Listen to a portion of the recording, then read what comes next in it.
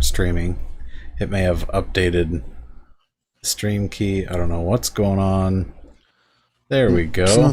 Nothing on here. All right, I've got signal coming into YouTube now. We'll see what the strength is like. And then, all right, I think we're there. I think it's catching up now. So it should be there. All right. Yep, there we go. Welcome, everyone. There have been some updates on the back end, so things are a little fun and interesting, but here we are. So welcome. I'm Dr. Staggs. Welcome. I am Dr. D. And today we're talking about... are burnt out. Burnout. And it's your fault, Ben. That's right. One poor viewer gets picked on, the one mystery viewer. So, yeah, there's all sorts of interesting things on this topic, and I think one of the ones that I came across that was perhaps the most useful or the most valuable was the idea that this is a concept that sort of came up in the 70s. Burnout is a very sort of post-industrial revolution concept. It's not something that is, it's not something that's brand new. Also, interestingly, as a search term, burnout has been going down and decreasing because apparently people don't care anymore about burnout. No, they're too burned out. I don't think it's that. I think it's the last 6 months nobody has anything to be burnt out about. Well, that could be because nobody's working. That could be. Everyone's at home watching and rewatching all of Netflix. So that could be. You can't get to the end of Netflix. A factor. It's not possible. I'm pretty sure some people are claiming they have. So whether they have or have not, that it struck me as interesting that search term is dropping precipitously in popularity. Because somewhere around 2007 or 2008, it was at a peak where people were searching this term all the time, and now they're not nearly to the same degree. Do you think it's a generational thing? Do you think it's that? Do you think it's that now that millennials are really more of the working age, that they don't experience burnout in the same way that the older generation did, the Gen Xers or the whoever came before them? I forget all the different ones. Yeah, so there's some interesting things, and I was trying to do a little bit more detailed research on this particular topic just because it's of relevance, at least particularly to me at this point in time. But there are some differences in how we react to burnout and how some of the different generations do. It's not something that is it's not something that's really tied to your specific vulnerabilities one way or another in the way that something like depression is. But burnout and depression are sometimes talked about almost as two sides of the same coin. Mm-hmm. Or like they are related in some regard. One can certainly lead to the other. So see if I can put this. Nope, it won't let me put that in chat. Okay, I can't. Apparently, I can't put images in chat. Learned something today. I don't know. You got to learn new things every day, because otherwise you're doing the same exact stupid thing 80 hours a week, essentially working what some would consider double time. And working double time is one of the quickest ways to reach burnout. It was an image of Will Ferrell in a tuxedo. It says, "Earning and burning, snapping necks and cashing checks." Nice. Nice. That's the kind of thing that you look for when you're burnt out, because so I think that's one of the big definitions, or one of the bigger distinctions there is, I think somewhere around 2007, 2008, as the housing sector had its collapse and some other things that happened there. I think a lot of people at that point looked around and went, oh my gosh, half of whatever my retirement is just went away because I decided to, bank on hedge funds and hope that things went really well. When in fact, most of the hedge funds underperform the actual just even indexes by, in many cases, a factor of 2 or more. So that was probably a bad choice to begin with.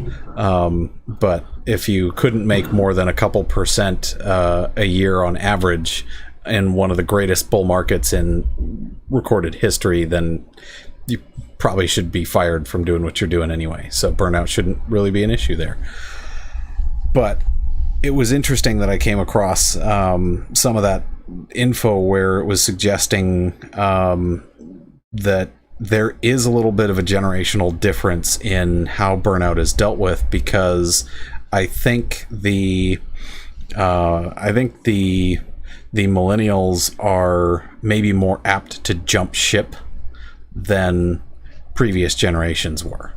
And so they weren't going to sit around and go, all right, I'm just going to sit here until I'm gonna make my dent in this chair, and this chair will bear my dent for the next 30 years. Like, that's not really a thing for... No, it's not. And that is one of the things that is certainly different about the younger generations, right? It's not a lack of work ethic. It's, instead of realizing that you're going to find there's going to be periods of time when your work may not be exciting, and where it's not going to be, where it's going to be boring to a certain extent. Because I hate to be the one that breaks this to you guys if you're watching this, but eventually every job becomes the same thing every day. Yeah. The astronauts on the space station, that sounds like an awesome job, right?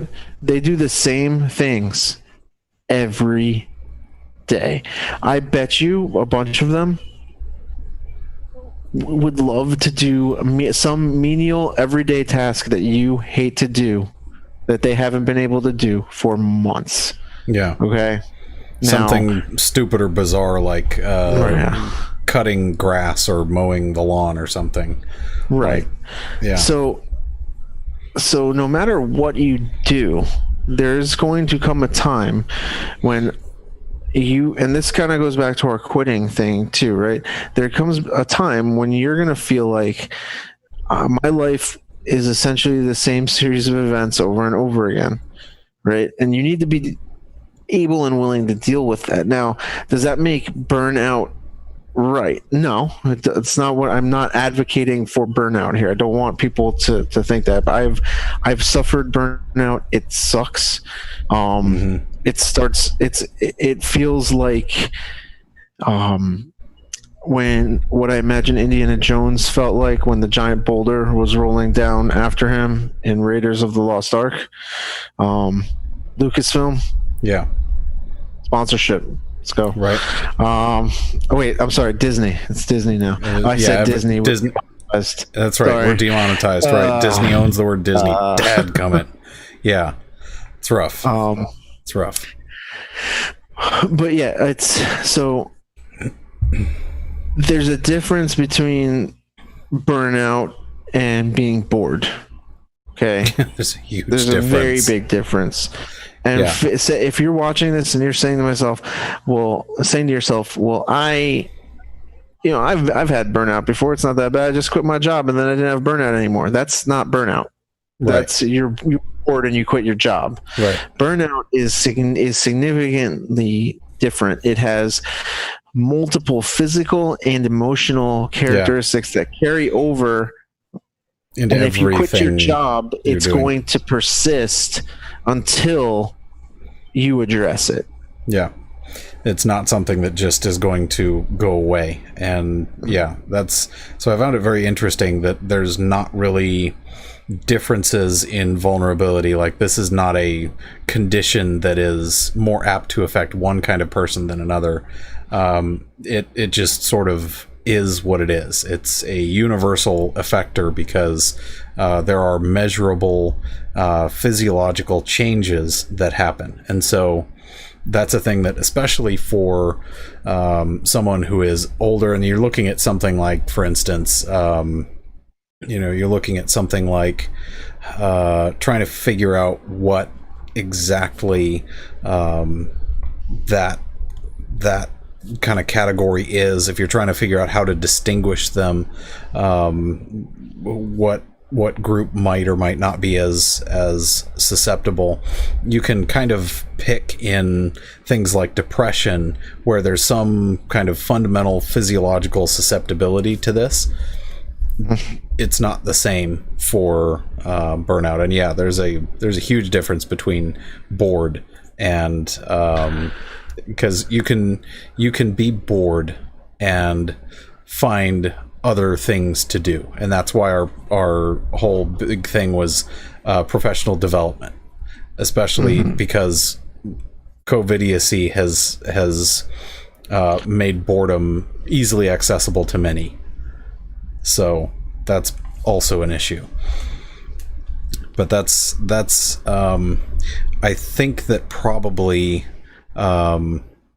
that's a thing that is the rate at which burnout seems to be happening may be increasing, in the sense that with, I guess maybe because everyone's just made like a huge change and going to work from home, there's shifts. And so I think that probably doesn't help, because you feel like you can't get away from it, like your home life, which does help slow down burnout. It certainly does not. So Disney slowed down your internet there for a second, and all I heard was work balance there. So Disney was trying to correct us there. It's 100% what you were going for. Yeah, that's important to keep that happening. So as I was saying before, I was poor internet connection. Everybody work from home. It'll be fine. Yeah. You'll be fine. This will be fine. Also, if you have a friend who's experiencing burnout, don't just say, "Oh, don't suck it up. It'll be fine," because it's not helpful.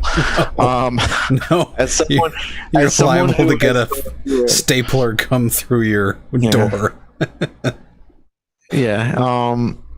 It's having a good work-life balance, right, is helpful in slowing the spread of burnout. Yes, it is. It is not going to stop it. It's kind of like scoliosis, okay? It's a degenerative condition. Not reversing it.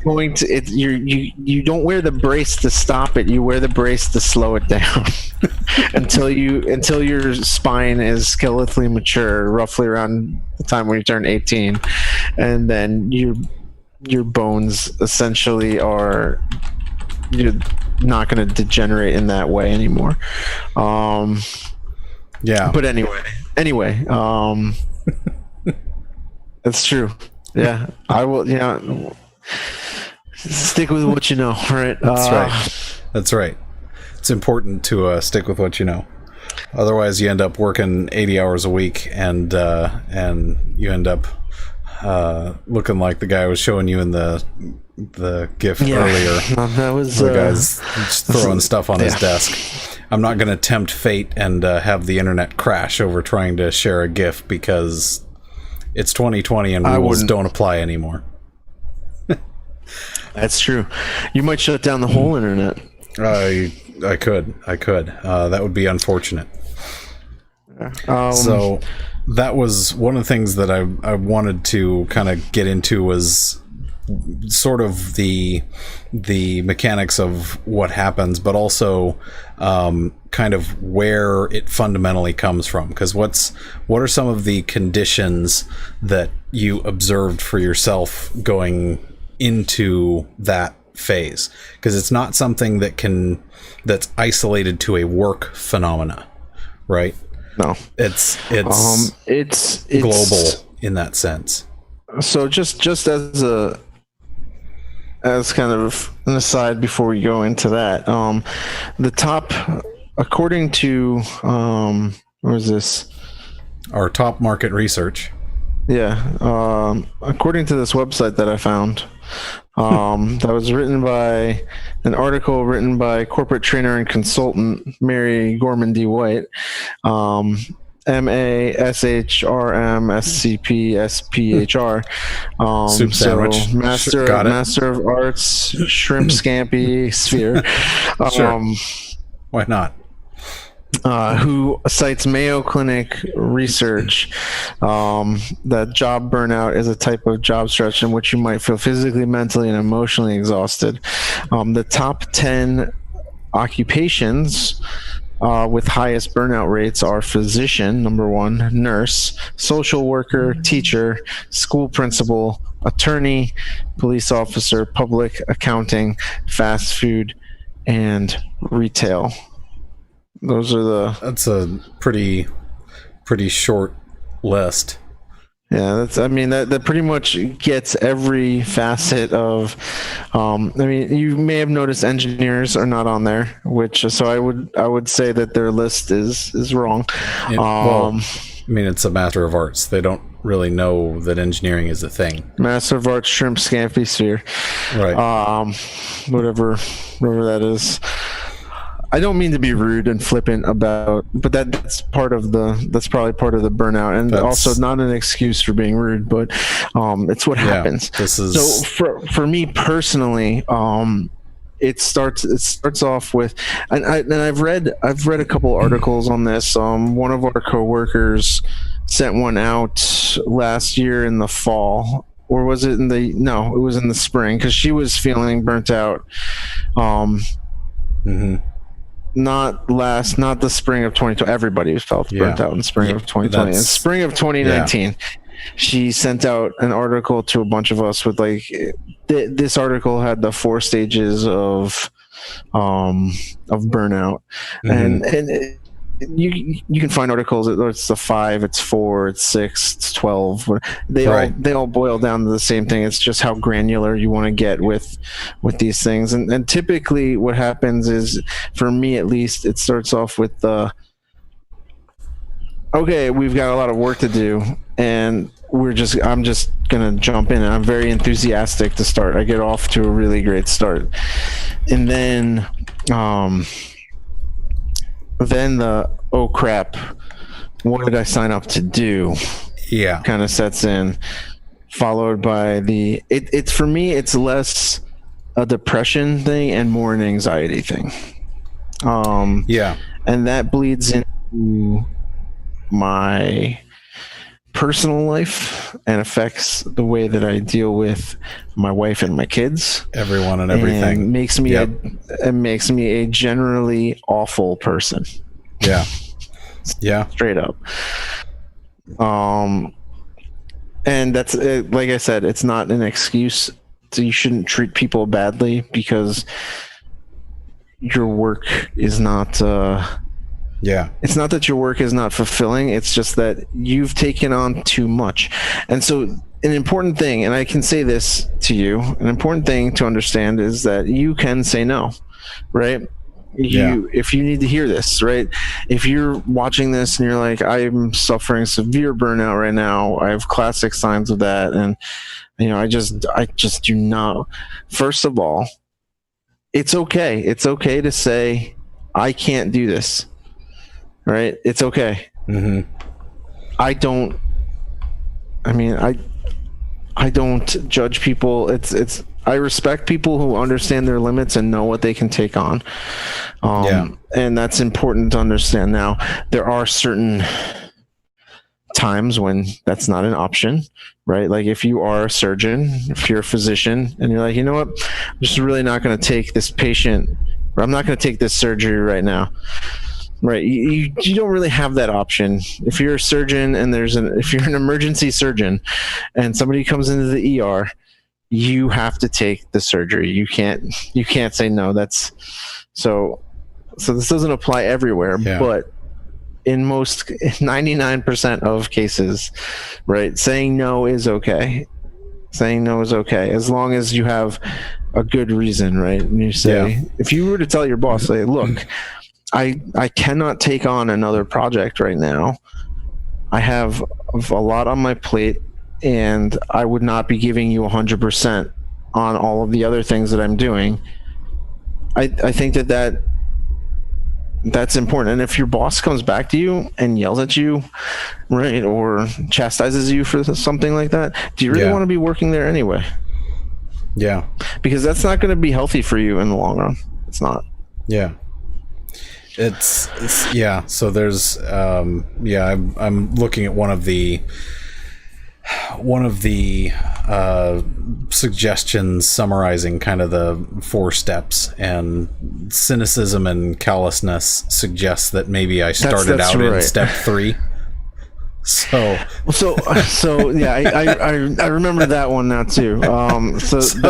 I skipped the shame and doubt part because there's no shame on me for not taking on extra projects. There's not doubt about what can I actually do this? There's just get the crap out of my way and let me do my work.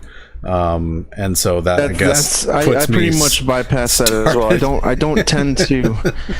I don't feel the shame and doubt. See, I think I flipped 2 and 3. I think that's what I do. Is basically I go right to the cynicism. Oh man, like and the callousness and all that, and then maybe that's my step 1. That's when I'm like, right, and then after that, when I've wasted a sufficient amount of time being callous and cynical, right? When I've wasted enough time, when I've procrastinated by complaining and being callous, then I go, oh crap, I don't have enough time to do this. Right. Right. So so for me, I don't even do the steps in order, which is probably my first problem. Right. Yeah. So you'd be having such a much easier burnout if you just did the steps in order. Follow the steps, follow the 4-step program. I mean, it's simple, right? You start with the physical and mental and emotional exhaustion. Then you step into the shame and doubt, like, oh man, am I really taking this? But boy, this is a really bad. Oh man, and they specifically suggest not a good idea. They specifically suggest, like, if someone's asking you to do something and your reaction is to just let out labored sighs. That does sound a little familiar, vaguely, right? But there's no shame and doubt in that. You're kidding me. You want to do what with what for what reason? I just let one out right then. It's like my default setting. So maybe step 2 is deep sighing. Step 2 is deep sighing. Got it. Because it's not shame and doubt, though. For me, it's the sigh is, I've relented and I understand that this is now my life, and let's get on with this. Yeah. So maybe there's an element of shame there, but it's more just a quick road into cynicism, and you need to get out of my way because now I've got crap to do, and you're keeping me from doing that by even having the stupid meeting to tell me what you want me to do. That's funny. So, and then the failure, helplessness, and crisis. I don't know that failure. I don't think I've ever gotten to that point. Yeah. I've never seen step 4. I guess I haven't truly burnt out. So it does caution that you may develop a more than a hard attitude. You might develop hardened arteries and blood pressure problems. So, having come off of a week of headaches for other reasons, on top of the headaches from all of the extra things, yeah, I don't know what they're talking about with blood pressure problems. I don't see how that's connected. Yeah, I mean, I don't go to the doctor, so I can't get sick. That's how that works. I mean, that's pretty foolproof way, I think, really. Yeah.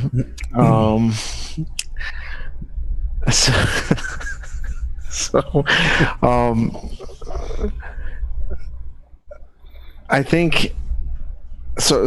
All right. So we've gone through the steps, right, of burnout. We've talked a little bit about how that kind of comes about, right? But right, you hear about. Is this true for all? So my question is this a true statement for all people in our profession? Or is this an organizational issue? Because this should not fall on the shoulders of the employee, right? Mm-hmm.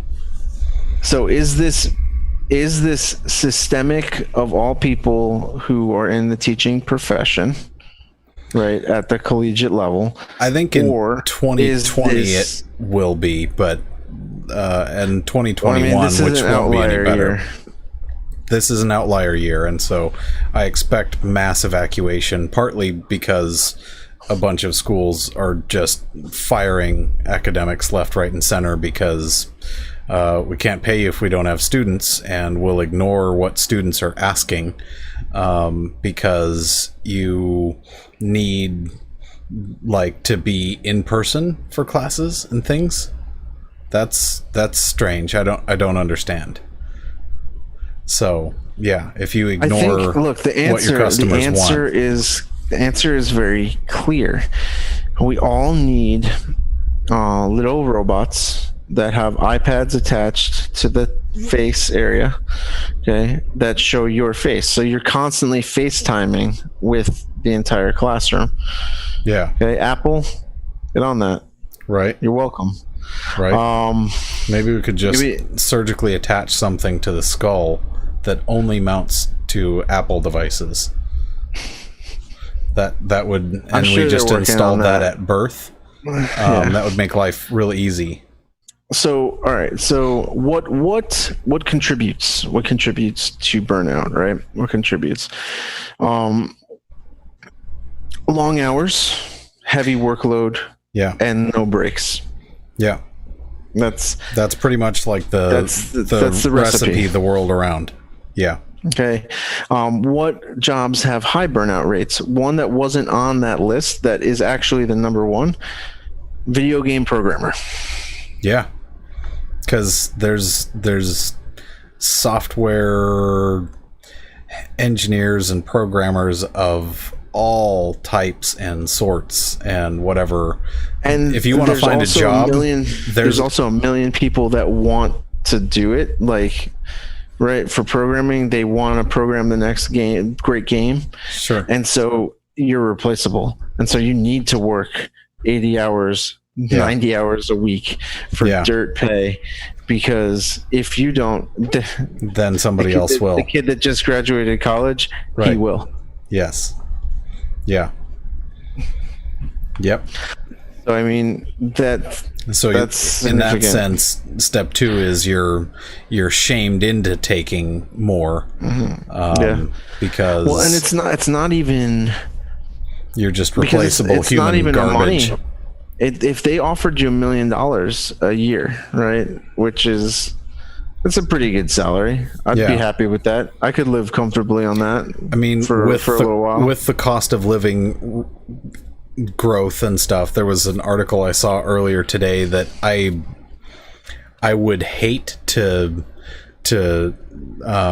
be in complete agreement with it, but it was trying to make the argument that you really to be middle class in this, like right now in this year, if you want to be middle class, you need to be earning somewhere between 150 and 300K. Sure. No, it makes sense to me. I know exactly where that math comes from, and I can't really disagree with it because crap is expensive. It's way more expensive than it was when we were growing up. Not like not like a little bit. Things like college, for instance, has outpaced something like 10 to 1 or 13 to 1 year over year all of the rest of cost of living alone. Unless you go to Grand Canyon University, the tuition hasn't changed in 500 years. That's right. So sponsorship. Now, let's go. Right. Somehow I don't think that's likely to happen. Nope. And I really hope they don't find out about this because they'll shut us down. They probably will. Or maybe they'll learn something. Yeah. They'll learn something. So I think they're right. We talked about the recipe, right? It's long hours. It's not a function of pay. It is not. It's a function of time. It's a function of time, and the limit of that function is infinity. Yeah. Okay? True story. It's not. So burnout is not a question of. It's a question of when, right? When will you burn out? And that sounds cynical, right? But it's true. Okay. Right. No matter what you do, there is a point at which you will say to yourself, or which you will start feeling the onsets of burnout, and that's fine. But how do we reverse it, right? How do we help ourselves to get unburnt out, right? Yeah. Is it reversible? Are you always once you reach a certain point, is that it for you? Or you over the hill and never to come back? Yeah. Yeah. There is. This is something that has been. This might be one of the handful of actually useful things that the field of psychology has done, as they've studied this and figured out that the way that you recover, and this is a thing that seems profound, the way that you recover from spending every single dadgum waking hour doing one thing and one thing only is to stop doing that one thing for a while and do something else. Wow. We've had people study this. They're giving out grants for that? They're giving out grants for this stuff. So I picked the wrong field, man. Right. Where you can write a book making stuff up, telling people to take a Sabbath, you could call it, a time where you rest and you don't do the other things. A day of rest? That seems like a strange thing to request. I know. Look, the bottom line is that you need to do stuff to disengage both mentally and physically from whatever it is you are doing. Yeah. So I'm going to use the analogy of a weightlifter, right? If you are into lifting weights, and even if you're not, hopefully this will make sense, right? Yeah. But if I lift weights continuously for 24 hours, what will happen to me? I will get hurt. Yes. 100% guaranteed. You will. My body will break down, right? Yeah. Yeah. If you are working for 80 hours and it's basically straight, because even when you're sleeping, your brain is still processing information. It's not really stopping, right? You are going to hurt yourself, both physically and mentally. You are going to not have as much. You're going to notice a significant decrease in the amount of energy that you have throughout the day. You're going to feel tired all the time because you're keeping long hours, right? So you go to bed late, you wake up early. You're not following Ben Franklin's advice, right? Which, early to bed, early to rise makes a man healthy, wealthy, and wise. And in fact, it's proving his advice by showing you the opposite. Okay. Yeah. So, yes, you need to take your weekends seriously. Now, does this mean that you can always get every weekend off? No, it doesn't. Yeah. That's bottom line. Like, there's going to be sometimes there's going to be some times when you're going to have to do work. But for the most part, you need to just take a day or two here and there and make sure you take your vacations. Right? Mm-hmm. Like, yeah, you need to disengage from whatever it is that you're doing, because it's so important, because that's going to give you longevity in whatever you're doing. It's going to keep you fresh. Yeah. And for somebody who's been trained to solve problems, doing something else is often a way to get perspective and help you solve your problem in a different way that you weren't thinking of before, because you're so focused on, how do I solve this problem? Yeah. And that's so there's very much almost a grieving process that goes through, because there is physiological rearrangement of your neurons. So the change in behavior is not something that's while not necessarily permanent, it will be until there's some serious repair done. So taking time away, pausing, doing some things that you don't maybe otherwise do as heavily, things like that was one of, I think, my coping mechanisms in undergrad, which was made immeasurably harder than it needed to be by the way that it was, what I now understand as, taught poorly by a bunch of people standing up at the front of the stage, trying to be the sage on the stage, demonstrating how much smarter they were than the students beneath them, and how they were unapproachable in a lot of regards, because it would start off with something like the fundamental equation, and then 87 steps later from a derivation, they would write down the final form and say, the derivation is trivial.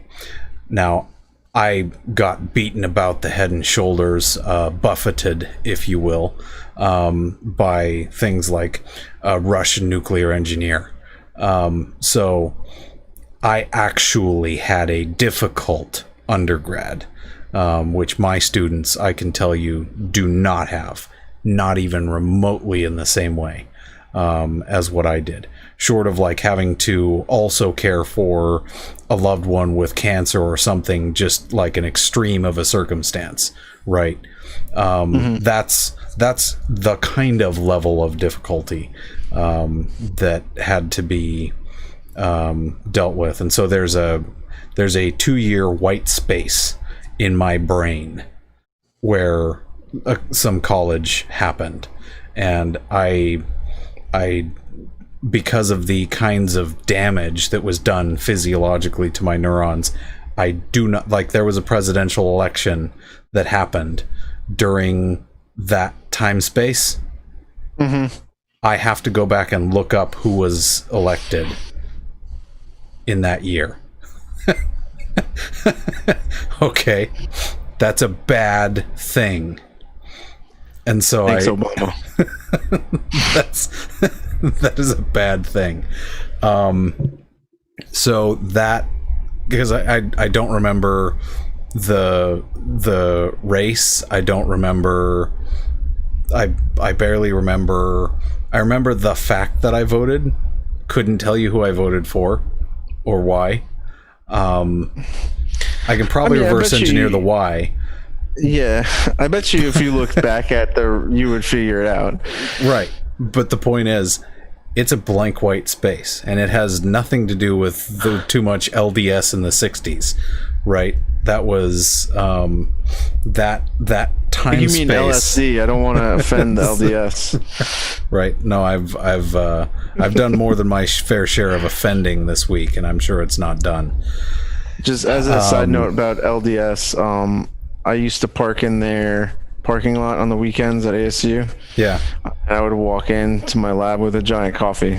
But There you go. That was the way to do it, so for sure. They knew that I wasn't supposed to be there. Yeah. But anyway, sorry to interrupt you. I know the one you're talking about, and that was prime parking, and then they jacked up the rates to some like $1,000 a year for a stinking permit on campus. Boy, you pay to play there. Anyway, no, thank you. Yeah, that's and if you're a professor, you have to pay for your own parking too, which is ridiculous. True story. Ridiculous. Yeah, you want to work for us? Here's another fee. We just take it right out of your check. It's fine. Right. Fine. We'll just do a direct ripoff. Hey, you want to work here? Just a Well, couple you're gonna need to keystrokes. pay. You're gonna need to pay us for the uniform. We'll just take it right out of your check. It's fine. Yeah, don't worry. Don't worry. That first check is not just don't count on it. Yeah. So to get loosely back on track, because we're both fairly far down the burned out track. Looking at it and adding back in some things like physical exercise, which is the only way that I was able to survive undergrad without actually coming completely unglued from the stress levels.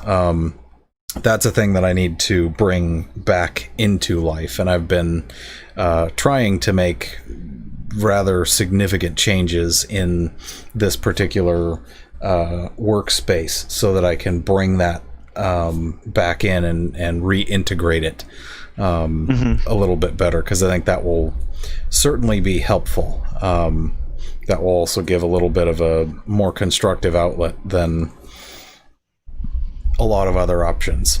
So got to have some kind of an outlet. You've got to have some way that you can shed the physical, chemical damages done to your cells by the constant high levels of stress. And that's one of the issues that I'm trying to focus on for this coming semester, is how to leverage science and nutrition and stuff to kind of bolster all the way down to my individual cells against some of the damage that's going to be created by this high stress level. Yeah, and just for anybody watching this, students, right? You're not the only ones who are stressed about this. Nope. The people teaching the classes, we are just as stressed out as you guys, maybe more, because we need to know all of the answers of how this is going to work and all these moving parts before you guys get it as a finished product. And especially this particular year, in this particular circumstance, we have to be ready for so many different permutations. It's rough. It's rough. And so a little grace would be appreciated. Yeah. Now I say that and I realize it's a double standard, because I'm willing to give you guys some grace on certain things, but there's other things that it's not going to happen, right? For example, if I catch you cheating, that is a zero tolerance, no grace time. That is, yeah. You're gonna watch my face turn red, probably then purple, depending on yes, how bad you were at cheating. Shades, there's shades of cheating rage. That's a real thing. So don't do that. It's like a flame. If you see it white, that's the worst case scenario. It'll go from blue. It'll go red to blue to like orange to like this white, glowing white face that I'll have.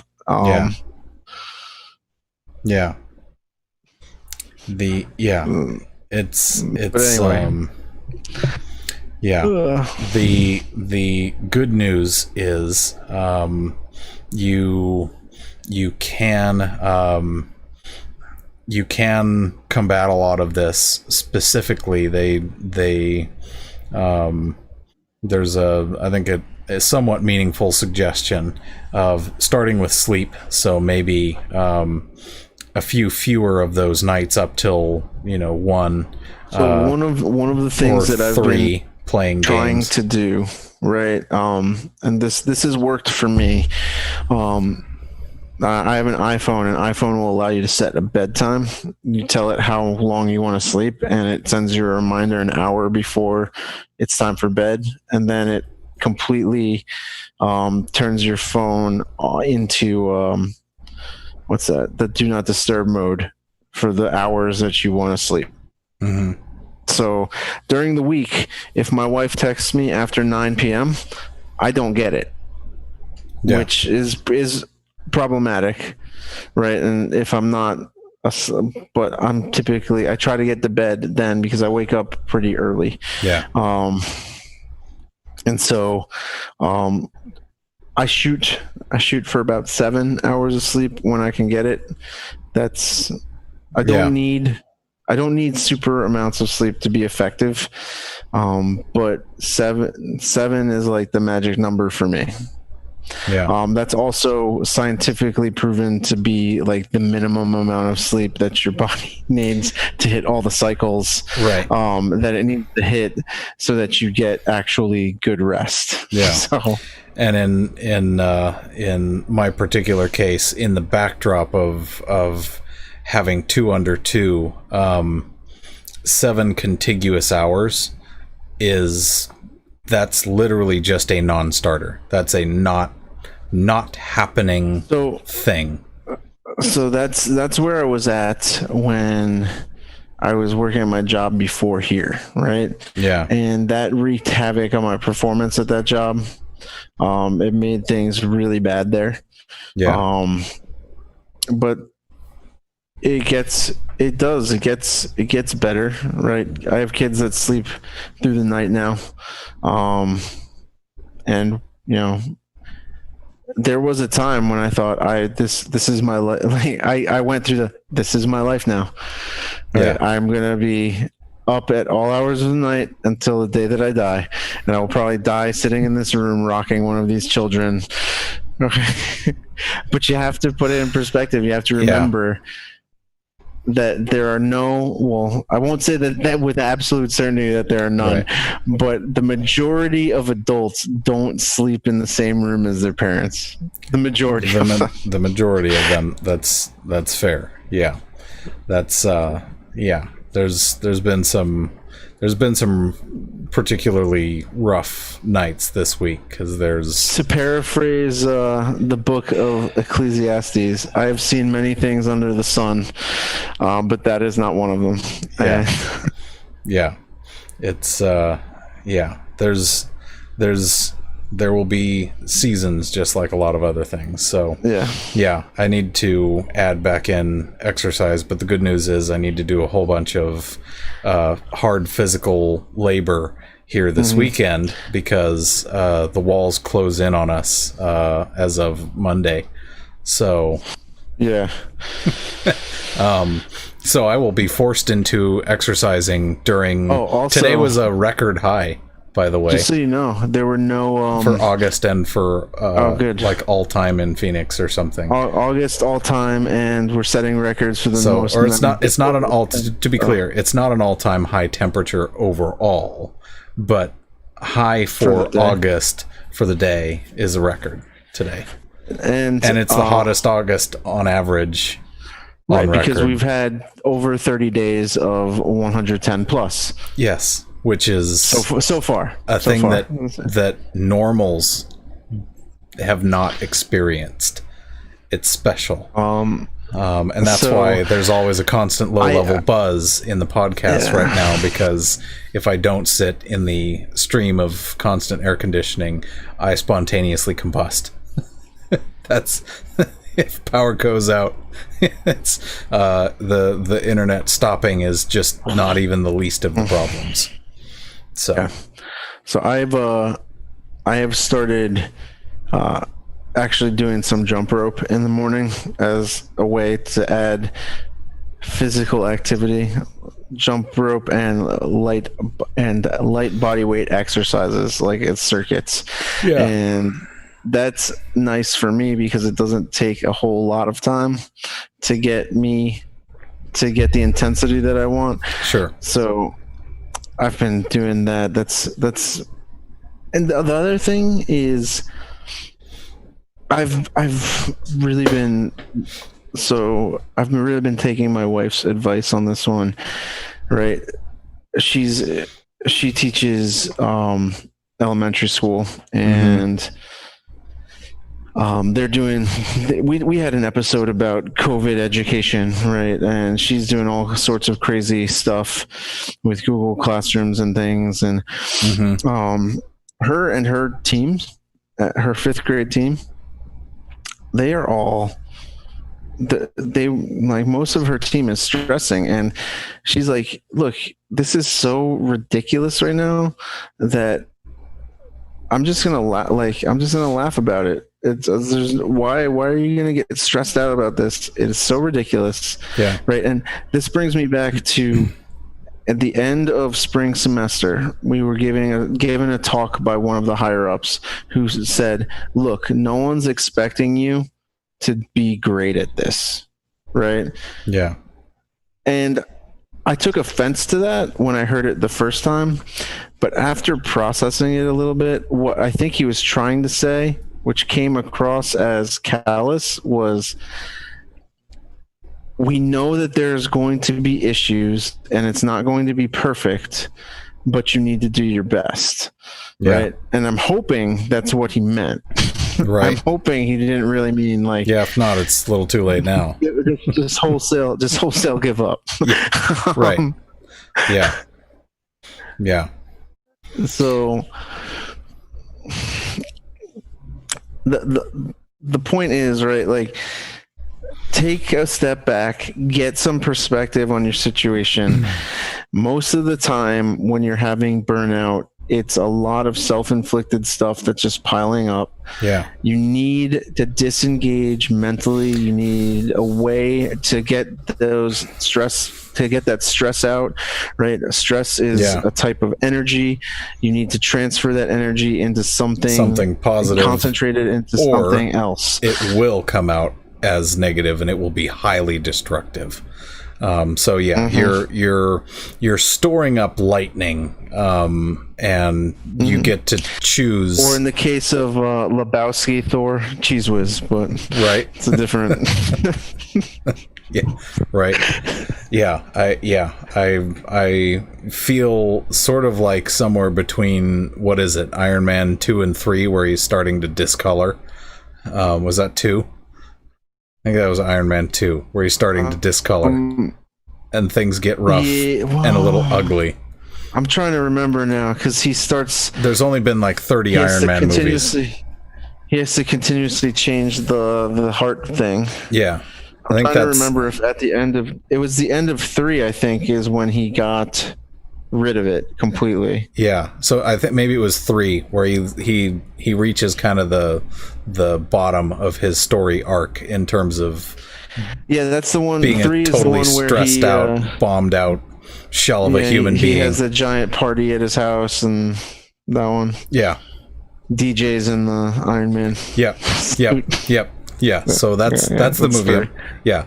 So I'm in Iron Man 3 right now. Okay. And that's where we're at. Yeah. So yeah, the good news is I only have a few more days to make that unhappen. So, well, I mean, it's the end of summer vacation, so yeah, better make it fast. Exercise hard, 24 hours straight. Exercise for a long time straight. Make sure not to stretch. Right. Lift with a twisting, jerking motion in your back.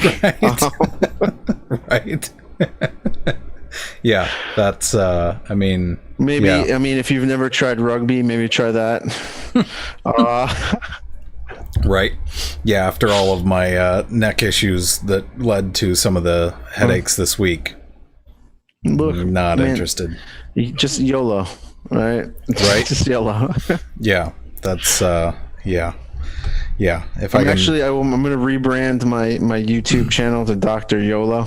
That's going to be my nice. That could be taken. You might want to look that one up.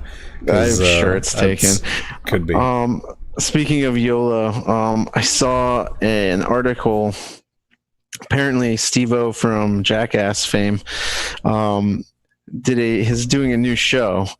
I forget what it's called, but it said that he had duct taped himself to a billboard for publicity, and he had to be saved by the Los Angeles Police Department. Yeah. Now, I take issue to that statement because there's no way, if you see the picture, that he could have duct taped himself and completely covered himself, arms and all. Yeah. On the he was cocooned in duct tape.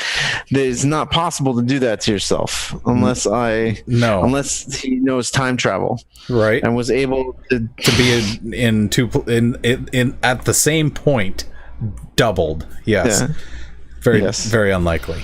Yeah. But anyway, I mean, you can't expect the news to do math. Otherwise, we wouldn't have to have articles trying to explain the differences between case reporting numbers and why our state, for instance, reports different numbers than Johns Hopkins does. And that's because some of the labs that are reporting out only report the positive tests without the negatives. So you don't have a complete set. Is Johns Hopkins even like a real university, though? It is a real university. Sorry, I couldn't.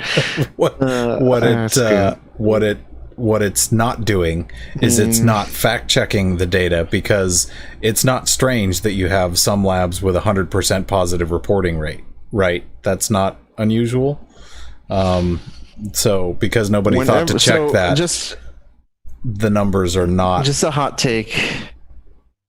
Complete. Right. Just my hot take here is and again, you can use this as free life coaching advice. I won't charge for this one either. Whenever you see a probability of 0 or a probability of 1, you should look at your data again. That doesn't make sense. You should always be wary of 100% of anything. Or 0% of anything, really. Right. Yes. It's a real thing. It's a real thing. So in case you guys haven't taken, probability or statistics class, there's this thing called the normal distribution. I'll let you look it up later. Right. And that's going to tell you about how the law of averages work and what the central limit theorem is. Yeah. Central limit theorem is pretty important to a lot of aspects of what we have going on. So so check that out. And we're not going to do a podcast episode on that because it is boring. It is. Yes, it is. If you want to be bored, you got to pay the university to come to my class. That's right. All right. That's right. So that's how it goes. Yeah. So maybe we'll do the next episode on predictions of what's going to happen with so many students taking the gap year. I think this is a good one. I think next episode we just call it predictions, and we'll do various predictions, and then at the end of the semester we'll come back and we'll see how close we were. The predictions. I like it. I think that's good. I think that's good because I think there's a lot of low-hanging fruit. So I think we can be right on a lot of stuff. Yeah, and then so I like that idea very much because it allows us to go back and we'll have to take good notes on that one, I guess. Yeah. So there you go. Next couple episodes are going to be about predictions, then about what students are going to be doing in the gap year, and yeah, I like it. If you guys have any ideas for topics that you'd really like us to to discuss, right? Instead of Throw us it in the just comments. making up nonsense like is common for podcasts these days. I mean, you guys can fact check us. Okay. I don't care about that. You'll find out that, 90% of the stuff I say is made up on the spot, including that. So Yes, it's fair. Look, it is what it is. It is. Yeah. I think that's as good as we're going to get for an ending for this one. A Burnout episode shouldn't have a good closer. So, thanks everyone for tuning in, and we'll catch you in the next one. See you guys.